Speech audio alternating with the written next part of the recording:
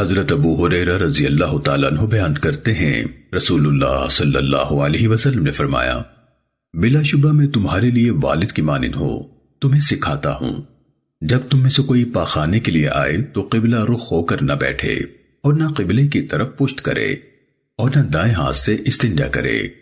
اور نبی صلی اللہ علیہ وسلم حکم دیا کرتے تھے کہ کم از کم 3 ڈھیلے استعمال کیا کریں، اور گوبر اور ہڈی سے منع فرمایا کرتے تھے۔ سننے ابو داود حدیث نمبر 8۔ حضرت عبداللہ بن مسعود رضی اللہ تعالیٰ عنہ سے مروی ہے، رسول اللہ صلی اللہ علیہ وسلم نے فرمایا، تم لوگ زبردست پہلوان یعنی بہت زیادہ پچھاڑنے والے کسے کہتے ہو؟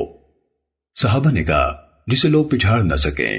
آپ نے فرمایا، نہیں، پہلوان وہ ہے جو غصے کی حالت میں اپنے آپ کو قابو میں رکھے۔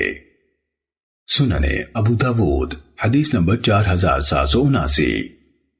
حضرت عبداللہ بن عباس رضی اللہ عنہما سے روایت ہے، نبی صلی اللہ علیہ وسلم نے فرمایا، نیک چلن، عمدہ کردار اور میانہ روی نبوت کا 25واں حصہ ہے۔